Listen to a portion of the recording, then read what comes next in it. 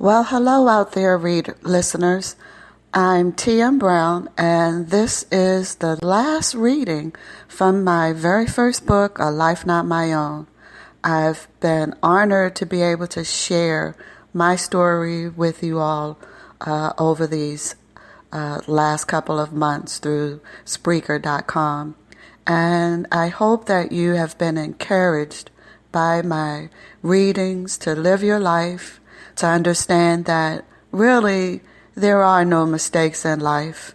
Our paths are what they are. And if you're willing to embrace that particular concept, your life can be anything that you want it to be. So, as always, my intent for the readings has been to share more with you than you'd experience if you read my story on your own. And if you decide that you want to read my book after, listening to one of the podcasts, some of the podcasts, you can find my books on my website, www.authortmbrown.com. And this, as I mentioned, is the very last chapter of A Life Not My Own.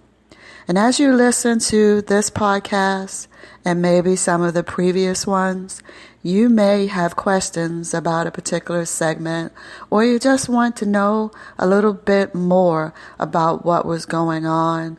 You have questions related to your own life and just want to talk, just want to reach out to someone.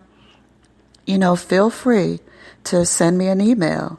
And my email address is tm.brown35@yahoo.com. We started from the very first page, and now we are on page 134.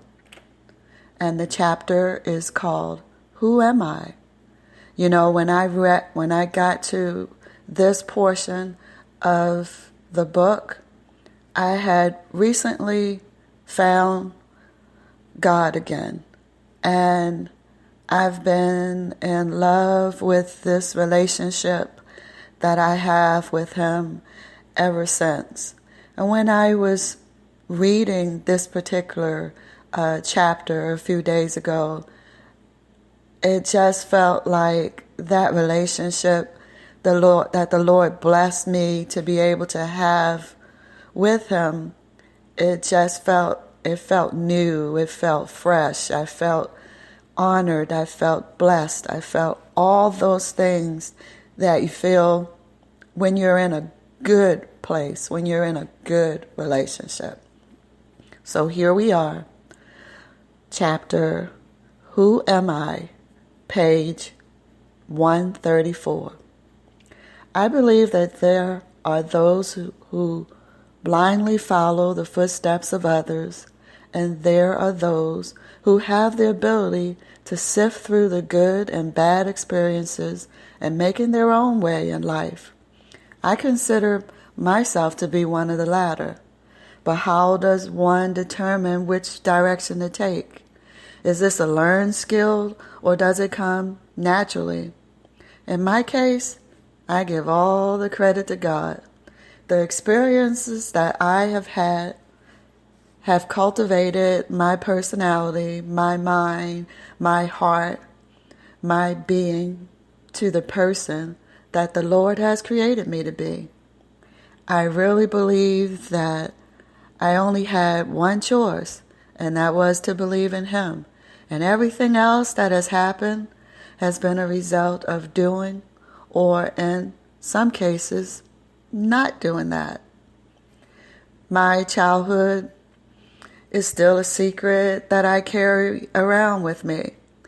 Even after sharing this book with you listeners, there's still a lot about my story that I chose not to share, as I said in one of my other podcasts, just out of respect for the people that I love and just, out of the need not to cause anyone any pain or any hurt or any feelings of guilt because of what they did, or in some cases what they didn't do, like stepping up to help me when I was a child. Most of us don't walk up to strangers or friends and say, "Hey, did you know my mother was a drug addict, left my brother and I alone for days, died from drugs, and treated us badly?" Now the secret has become part of my inner strength. It helps me verify my ability to make it through hard times. Nothing seems that bad in my life in comparison to that secret that I was keeping. And since I've published this book, it's not as much of a secret, of course, as it was, 20 years ago. And because I have been empowered through sharing my story, I'm able to reach so many people who are out there hurting. And it hurts me to see so many people hurting. But don't misunderstand me. I've experienced the heartache, the disappointment, the tragedy, and confusion that are all part of living. But I am confident that I can deal with anything that is ahead of me. For my life is not my own. That I am sure of. If it were not for the nice lady in the window, the hunger would have continued. If it were not for the teachers at school who gave me the extra attention that I so desperately needed, my interest in education would probably have dissolved. If it were not for the man over my shoulder, I would not have heard the words "I love you" as a young child. If it were not for Ma and Frank, I probably would have perished. I look at life challenges differently than most because of my secret. When I'm bonding with a co-worker or a new friend, most of them see me, or at least I think they see me, as this nice, confident, black woman with her life in order. Being seen in this manner, it does provide me with some level of comfort, and it verifies my philosophy that you can do and be whoever you want to be. We do not have to be a product of our environment or our upbringing if it is not a good thing. If we give ourselves a chance, we can be anyone and do anything we set our minds to. I believe that to be black in itself validates this philosophy. We were slaves, taken away from our families, brought to this strange land where we were forced to work, our women raped, our men murdered and castrated, and still we persevere. Once we become of age, we have the choice of continuing to live as we have become accustomed to as a result of our surroundings, or we can just step up to the plate and take a swing. If we miss, so what? Step up there again. What do we really have to lose? There are obstacles out there that have been in place for years. You don't have to change that. You have to overcome it. Then the change will come. You must be willing to do what is needed in order to maintain your new self, the self that you are creating. We have the power to do that. I left everything I knew in order to become the person that I am today. And listeners, when I wrote this, I was really just talking about a totally different time in my life, some 20 years ago. And this statement is still as new and as fresh today as it was when I wrote that. I'm still reinventing myself. But there was a time when that was a very scary thing for me. Now, I'm excited. I feel blessed to be able to reinvent myself, create the person that I want to be. I fell down many times, but I continued to get up. I asked God to help me, but His schedule and mine, they haven't always been the same. He does things when He wants to. After all, He is the Father, not the reverse. This is still a very difficult lesson for me to embrace because a lot of times I lack patience, and also because my faith hasn't always been as strong as it should be. But more important than that was the fact that I wasn't prepared to do what was needed in order to receive His blessing. I wasn't prepared to change the parts of my life that I knew needed to be changed because I liked where I was at the time. And I think that's true for a lot of us listeners. We like where we are, and that's the first step. We have to admit that we like where we are, or at least we're comfortable there and scared to really step out. So for me, back in the day, the partying, the status, and the money, all of that attracted me. I was not spiritually prepared to pull away. Yes, I had that relationship with the Lord when I was very young, and I am sure that He had His hand over me, protecting me when I lived with my mom, and as a young woman, getting into things I shouldn't have been getting into, things could have turned out a lot differently. But I know now I know. I didn't know then, but I know now that He's always had His hand over me. I think back on some of the experiences that I have had, and it makes me shudder. But believe me, I am no different from you. I am just very, very blessed. So that concludes A Life Not My Own. I hope that you are inspired to live your life to the fullest. And I wanted to share a little bit more about me. If you've been listening to my podcast, you know that I was born and raised in Baltimore, Maryland. I graduated from Southern High School, University of Maryland, Baltimore County, and Regis University. I have a bachelor's degree in psychology and a master's of science degree in systems engineering. And I am also the mother of 2 amazing people and the grandmother of the cutest little boy ever who just turned 3.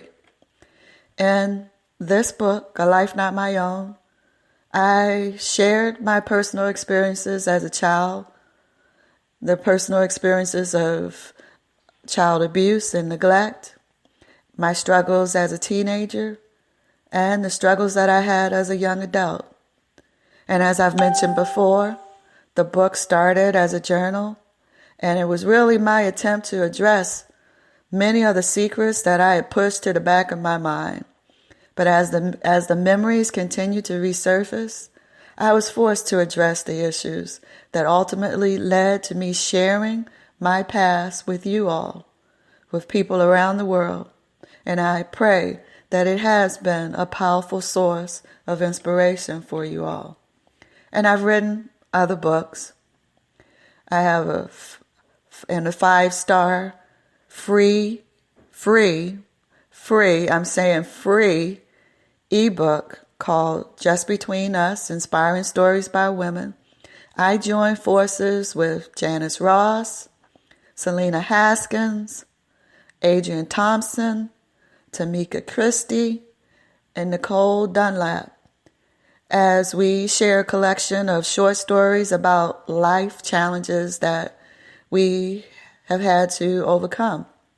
And this book continues to rank in the top 100 of several Amazon.com categories. So go out, listeners, and grab yourself a copy of that free book. It's always free. It was an amazing experience to work with these ladies.